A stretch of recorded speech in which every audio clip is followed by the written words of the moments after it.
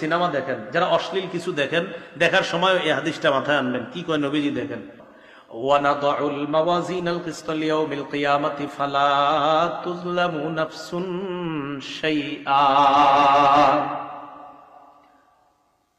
আল্লাহ বলেন, আমি কিয়ামতের ময়দানে ওজনের পাল্লা কায়েম করব, মানুষের আমলনামা ওজন করার জন্য, ইনসাফ কায়েম করার জন্য। কারো প্রতি সামান্য অবিচার করা হবে না।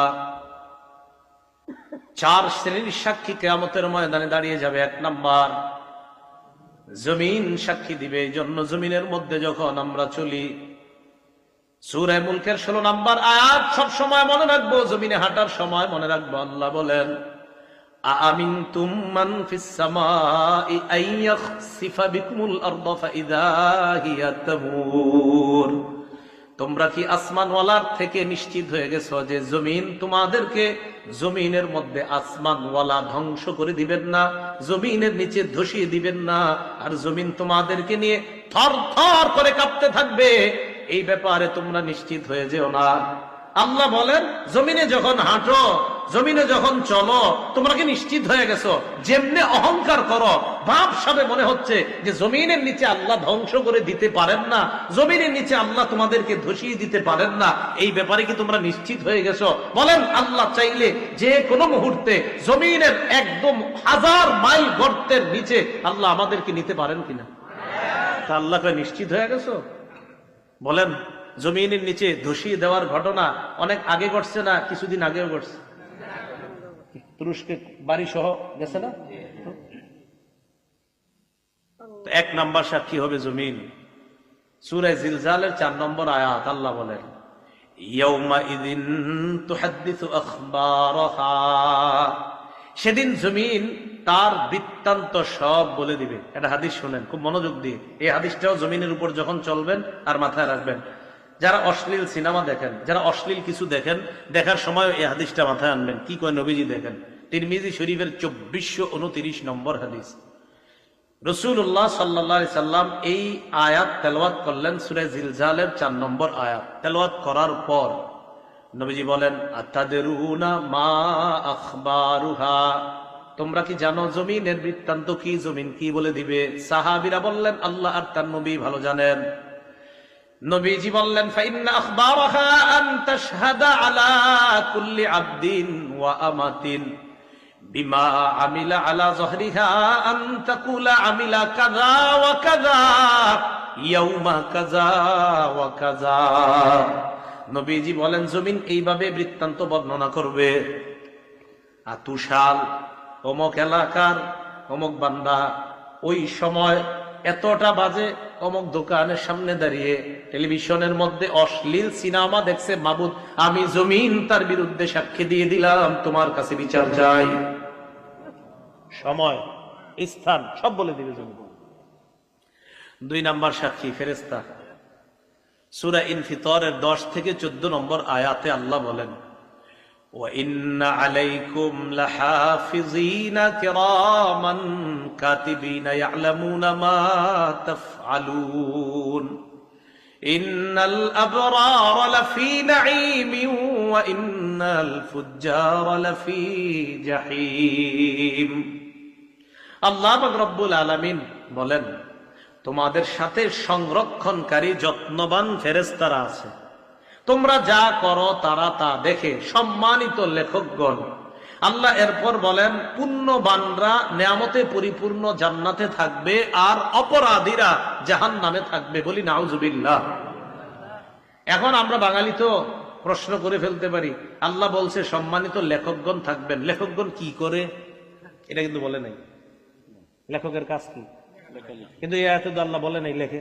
অনেক লেখক আছে লেখে না। তো এইরকম মনে করেন বাংলাদেশিরা এই প্রশ্ন করেও ফেলতে পারে যে হুজুর আল্লাহ বলছে লেখকগণ থাকবে, তো লেখকগণ লেখবে এটা কই আছে? তো যেহেতু এরকম বলে ফেলতে পারেন, এই জন্য এই জবাব আল্লাহ কোরআনে দিয়ে দিছে। সূরা যুখরুফের 80 নম্বর আয়াতে জবাব আল্লাহ দিছে। আল্লাহ বলেন, আম ইয়াহসাবুনা আন্না লা নাসমাউ সিররাহুম ওয়া নাজওয়াহুম বালা ওয়া রুসুলুনা লাদাইহিম ইয়াকতুবুন। তারা কি মনে করে তাদের গোপন কথা আর কানাকানি কথা আমি আল্লাহ জানি না? এমনটা কি তারা মনে করে তাদের গোপন কথা আর তাদের কানাকানি কথা আমি জানি না? আমি আপনাদের সামনে কথা বলতেছি, আল্লাহ এটাও জানি। আমি ওনার সাথে এখন কানে কানে কিছু বলবো, আল্লাহ এটাও জানি। আমি ঠোঁট বলা বন্ধ করব, বন্ধ করার পর আমি মনে মনে কিছু বললাম, আল্লাহ কয় এটাও শুনি, জানি। তুমি ঠোঁট খোলো আর বন্ধ করো। হাদিসের মধ্যে আসছে, হাদিসে কুদসির মধ্যে আসছে, আল্লাহ পাক রব্বুল আলামিন বলেন, বান্দা আমাকে যদি ইনজাকারানি ফি নাফসিহি, বান্দা যদি মনে মনে আমারে স্মরণ করে, দেখেন আমি চুপচাপ আছি, এখন ঠোঁট বন্ধ, বিছানায় বালিশে মাথা লাগায় চিন্তা করলাম, আল্লাহর নিয়ে শুধু চিন্তা করছি, আমি কিন্তু ঠোঁট বন্ধ, চিন্তা করছি। আল্লাহ কয় বান্দা তোমার চিন্তা দেখতেছি, শুনতেছি, আমারে তুমি মনে মনে স্মরণ করছো। যাকারতুহু ফি নাফসিহি, আল্লাহ বলে যেই বান্দা আমারে মনে মনে স্মরণ করে আমিও তারে মনে মনে স্মরণ করি। আল্লাহ বলেন তাদের গোপন কথা আর তাদের কানাকানি কথা আমি কি শুনি না, আমি কি জানি না? তারা কি এমনটা মনে করে? না না, আমি সব জানি। শুধু তাই নয়, বালা ওয়া রুসুলুনা লাদাইহিম ইয়াকতুবুন, আমার ফেরেশতাগণ তাদের আমলনামা, তাদের কর্মকাণ্ড লিপিবদ্ধ করে নেয়। লেখেনি তো? লেখকগণ শুধু থাকে না, লেখেও। তাহলে বলেন সম্মানিত ফেরেশতা লেখকগণ তারা দেখে, বলেন ফেরেশতা, বলেন ফেরেশতাগণ দেখে, শোনে, লেখে। এখন আসেন, লেখা তৈরি করার পর একটা খাতা, এটা একটা খাতা, এটা একটা খাতা, এই খাতার মধ্যে লেখাগুলো তৈরি হয়ে গেছে, 1 পৃষ্ঠা 2 পৃষ্ঠা, ঠিক আছে না? এবার বন্ধ খাতা। এবার এই খাতা আমল নামা ফেরেশতাগণ আল্লাহর কাছে পেশ করবে কিয়ামতের ময়দানে। এই খাতাটা আল্লাহ বলেন সূরা বনী ইসরাঈলের 13-14 নম্বর আয়াত, ওয়া নুখরিজু লাহু ইয়াউমাল কিয়ামাতি কিতাবান ইয়ালকাহু মানশুরা। আল্লাহ বলেন বান্দার জন্য আমলনামা আমি খুলে দিব, বান্দা তার আমলনামা খোলা অবস্থায় দেখতে পাবে, তাকায় দেখবে সব লেখা। এবার আল্লাহ বলবে ইকরা কিতাবাক, বান্দা কি ঠিক আছে, পড়ো, সব নিজেই পড়ো। কাফা বিনাফসিকাল ইয়াউমা আলাইকা হাসিবা, যা করছো এটির হিসাবের জন্য তুমি যথেষ্ট। সূরা কাহফের 49 নম্বর আয়াতে আল্লাহ বলেন বান্দা যখন আমলনামা দেখবে, দেখার পর অনেক বান্দাদের অবস্থা হবে এমন, অপরাধী যারা তাদের অবস্থা কেমন হবে? আল্লাহ বলে ওয়া তারাল মুজরিমিনা মুশফিকিনা মিম্মা ফীহ, নবী আপনি তাকায় দেখবেন অপরাধীরা তাদের আমলনামাটার দিকে তাকায় ভয় পাইতেছে, ভয়ে থরথর করে কাঁপবে আর বলবে মালি হাদাল কিতাব লা ইউগাদিরু সগীরাতাও ওয়ালা কাবীরাতান ইল্লা আহসাহা। অপরাধীরা আমলনামার দিকে তাকায় ভয়ে ভয়ে চোখগুলা বড় করে তাকায় বলবে সর্বনাশ, এটা কেন আমলনামা, এটা আবার কেমন আমলনামা? ছোট বড় কোনো কিছুই ছাড়ে নাই। আমি রাতের অন্ধকারে মা বাবার দৃষ্টির আড়ালে আমার রুমের মধ্যে দরজা লাগিয়ে অন্ধকারের মধ্যে একা একই একটা অপরাধ করেছিলাম, এটাও দিয়ে এখানে লেখা ইল্লা আহসাহা। বলবে এটা কেমন আমলনামা? তো সব লেখা, পুকুরে পানির নিচে ডুব দিয়ে কি করছেন সব লেখা। ওয়াজাদু মা আমিলু হাদিরা, সব পাবে। সূরা নাবার 40 নম্বর আয়াতে আল্লাহ বলেন ইয়াউমা ইয়ানজুরুল মারউ মা কদ্দামাত ইয়াদাহ, মানুষ যা আমল করছে সব দেখতে পাবে। ওয়া ইয়াকুলুল কাফিরু ইয়া লাইতানি কুনতু তুরাবা, কাফের বলবে হায় যদি আমি মাটি হয়ে যেতাম। কাফের কি বলবে? আমি যদি কি দেখা? আমলনামা। বলেন কি দেখা? আসেন আগের কথা, আমলের প্রতিদান নির্ভর করে কিসের উপর? নিয়তটা ঠিক করুন, আল্লাহ বুঝার তৌফিক দান করেন। এখন আমলনামা অপরাধী দেখে এইভাবে কাঁপতে কাঁপতে থাকবে থরথর করে। যাক, শেষ হলো এই পর্ব, দ্বিতীয় সাক্ষীর পর্ব। প্রথম সাক্ষী, দ্বিতীয় সাক্ষী ফেরেশতা। তো আজকে থেকে আমরা জমিনে চলার সময় মনে রাখবো যে জমিন আমার সাক্ষী হচ্ছে। আমি কি করছি, কোন সময়, কোন মুহূর্তে, কোন চা স্টলের সামনে দাঁড়িয়ে অশ্লীল কিছু দেখছি, কি করছি, সব জমিন সাক্ষী দিবে। 2, শুধু জমিন না, ফেরেশতারা সম্মানিত লেখকগণ এইখানে আছে, আমার সব কর্মকাণ্ড দেখতেছে, শুনতেছে, লিখতেছে। মনে থাকবে?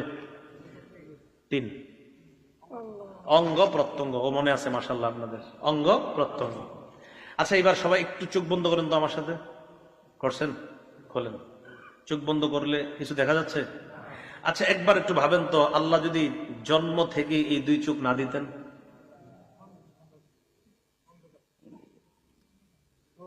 সূরা ইয়াসিনের ৬৬-৬৭ নম্বর আয়াতে আল্লাহ বলেন, ওয়ালাউ নাশাউ লাতামাসনা আলা আ'য়ুনিহিম ফাস্তাবাকুস সিরাতা ফাআন্না ইউবসিরুন।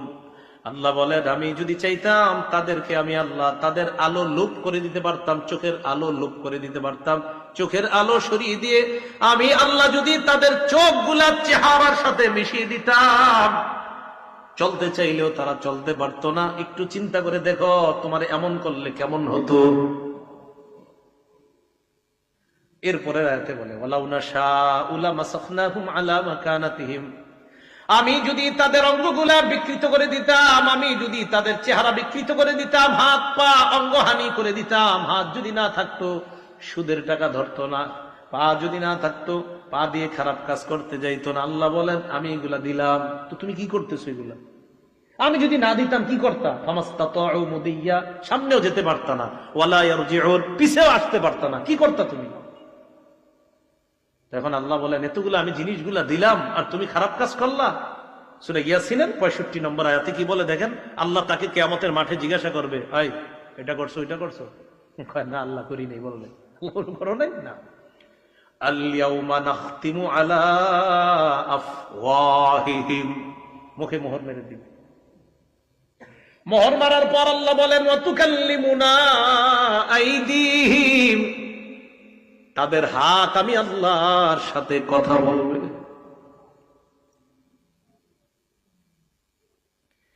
একটু চিন্তা করে দেখেন, হাত যদি আল্লাহকে বলে, আল্লাহ এই হাত দিয়ে ঘুষের টাকা সুদের টাকা ধরছে। নিয়ম হলো, কেউ যদি কথা বলে এটার বিপক্ষে, কথা বলার পর ওই কথার পক্ষে সাক্ষীর প্রয়োজন হয়, তাহলে আল্লাহর সাথে হাত কথা বললো, এবার সাক্ষী কি? ওয়াতাশহাদু আরজুলুহুম বিমা কানু ইয়াকসিবুন, পা সাক্ষী দিয়ে বলবে, আল্লাহ হাত যা যা বলছে আমি পা হাতের পক্ষে সাক্ষী দিয়ে দিলাম।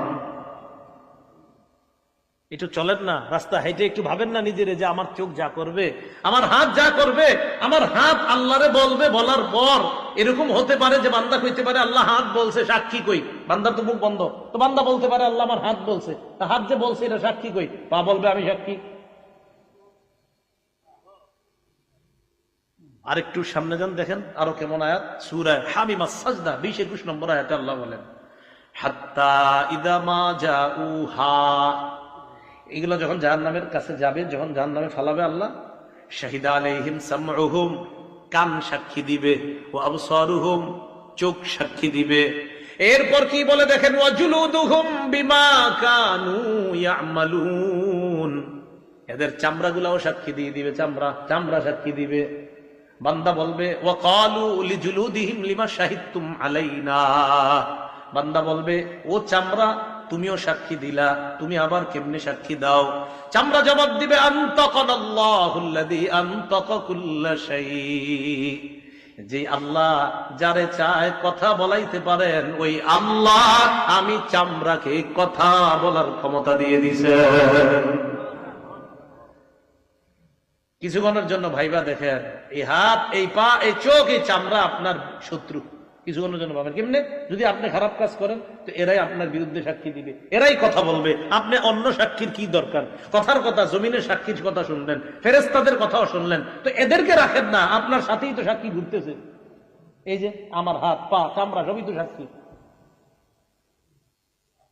এই হলো তৃতীয় সাক্ষী। চতুর্থ সাক্ষী, প্রধান সাক্ষী, একমাত্র সাক্ষী, যার অন্য কোনো সাক্ষী দরকার ছিল না, তিনি কে? কিন্তু আল্লাহর সিস্টেম সবকিছু করেন, আল্লাহর এটা পদ্ধতি, সিস্টেম। যে দেখো বান্দা, আমি তোমার উপর কোনো জুলুম করছি না, তুমি যা করছো এটা তোমার হাত সাক্ষী দিচ্ছে, তুমি যা করছো ফেরেশতা সাক্ষী দিচ্ছে, তুমি যা করছো জমিন সাক্ষী দিচ্ছে। বান্দা, আমি তোমার উপর কোনো জুলুম করি নাই, এগুলো আমার দরকার ছিল না, আমি আল্লাহর। আরে সাক্ষী হিসাবে আমি আল্লাহই তো যথেষ্ট, আমি তো দেখতেছি তুমি কি করো আর না করো। সূরা হামিম আস-সাজদা আল্লাহ বলছো, আওয়ালাম ইয়াকফি বিরাব্বিকা আন্নাহু আলা কুল্লি শাইইন শাহীদ তোমার এতটুকু কি যথেষ্ট না যে তোমার কর্মকাণ্ডের ব্যাপারে সবচেয়ে প্রধান সাক্ষী আল্লাহ? আর কি সাক্ষী তুমি চাও? আল্লাহ তো সব সময় তোমাকে পর্যবেক্ষণ করতেছে তুমি কি করো আর না করো। তো অন্যগুলো তুমি বাদ দাও। সূরা আলী ইমরানের 5 নম্বর আয়াতের অনুবাদটা বলবো। এই অনুবাদটা আপনারা ডেইলি কয়েকবার একজন আরেকজনকে বলবেন, নিজের বিবিরও বলবেন, পরিবারের ছেলে মেয়েদেরকে কয়েকবার পারলে শোনাবেন। আয়াতটা পড়ি, এরপরে অনুবাদটা বলবো। আল্লাহ বলেন, ইন্নাল্লাহা লা ইয়াখফা আলাইহি শাইউন ফিল আরদি ওয়ালা ফিস সামা।